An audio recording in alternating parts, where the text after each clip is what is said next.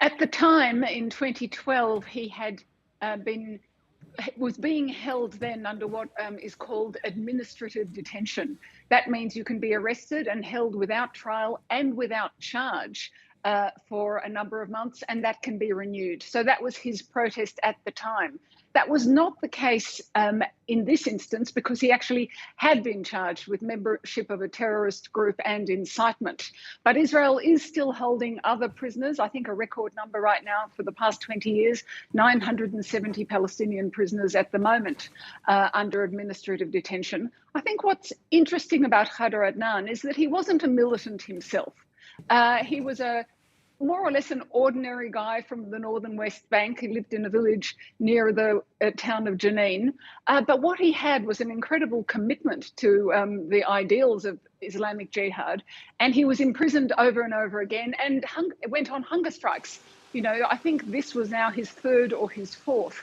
None was as long as this one. And it has to be said that a representative of the Israeli human rights group, Physicians for Human Rights, went to see him, I think, last week, and they did warn that he was near death.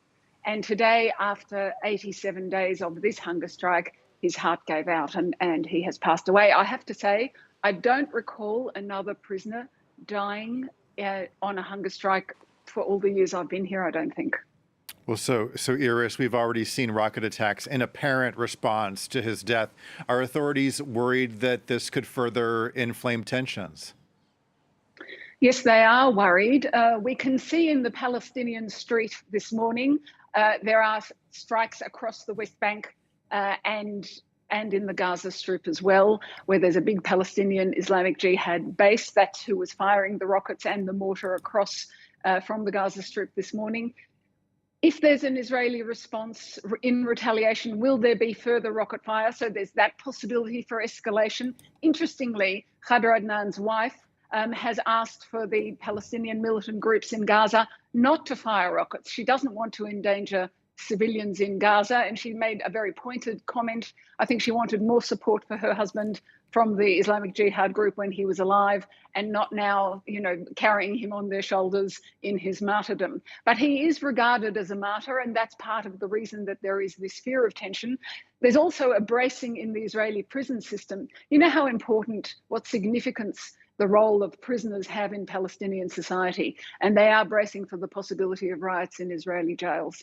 And I have to also say that there's a call from the Palestinian Authority for an international investigation into the circumstances of Khader Adnan's death and how he was allowed to die during when he was being held in an Israeli jail.